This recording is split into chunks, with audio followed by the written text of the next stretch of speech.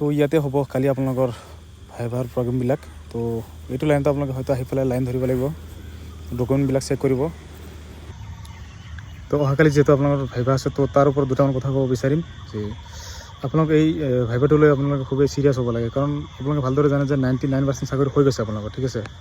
কেইটামান ধৰক মানে একদম 110% চান্স থাকে কুৱেশ্যনছবিলাক সুধিবলৈ, যেনেকুৱা tell me about Euro self বা টেল আছ এবাউট ইউৰ চেল্ফ, আপোনাৰ বিষয়ে কওক আমাক। তো সেই কথাখিনি মানে কেনেকৈ এক্সপ্লেইন কৰিব সেইটো নিশ্চয় আপোনালোকে প্ৰেক্টিছ কৰিছে। তো সেইখিনি কথাত অকণমান ধ্যান ৰাখিব যাতে কোনো ধৰণৰ ভুল নহয়। কোনখিনি ক'ব কোনখিনি নক'ব আপোনালোকে ভালদৰে জানে বা সেইখিনি প্ৰেক্টিছ কৰিছে চাগে।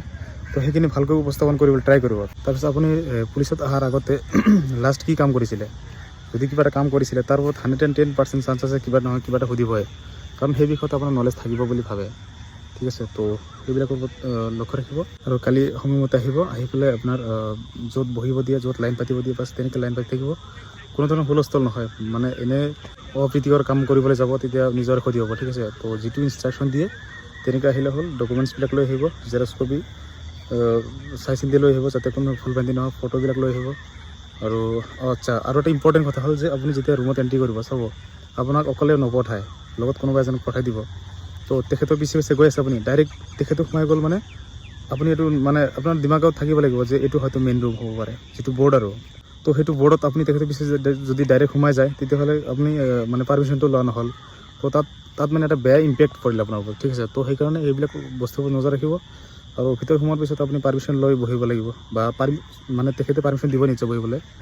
আৰু বহিব দিয়াৰ পিছত আপুনি থেংক ইউ এটা নিশ্চয় দিব। আৰু তাৰপিছত ভিতৰত যাই পেলাই আৰু ভিতৰত যাই আপোনাৰ যিটো আপুনি উইচ কৰিব, হা, ঠিক আছে। এই উইচটো আমাৰ যিটো আমাৰ এছামিজ কালচাৰ, তো আমি নমস্কাৰ বুলি কওঁ। তো তাত মানে এইটো ক্ষেত্ৰত নমস্কাৰ নক'লে হ'ব, কিয় জানে, মানে একচুৱেলি আছাম পুলিচত মানে নমস্কাৰটো তেনেকৈ নচলে আৰু। মানে গুড মৰ্ণিং, গুড ইভিনিং বা গুড আফটাৰনুন, যিটো মানে টাইমত যিটো হয় আৰু সেইটো ক'লে বেষ্ট ভাল হয়, ঠিক আছে। এই বস্তু মন ৰাখিব, টাইমটো চাই ল'ব।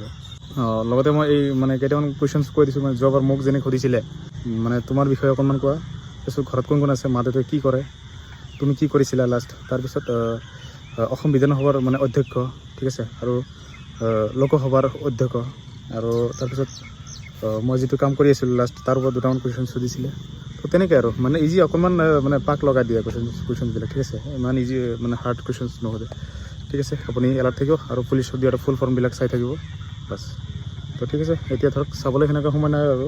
তো সময় পালে তেনেকৈ মনত ৰাখিব আৰু বস্তুবিলাক, ঠিক আছে। আৰু অভাৰ কনফিডেণ্ট নহয়, জাষ্ট কনফিডেণ্ট অকণমান, ঠিক আছে। তো অল দ্য বেষ্ট।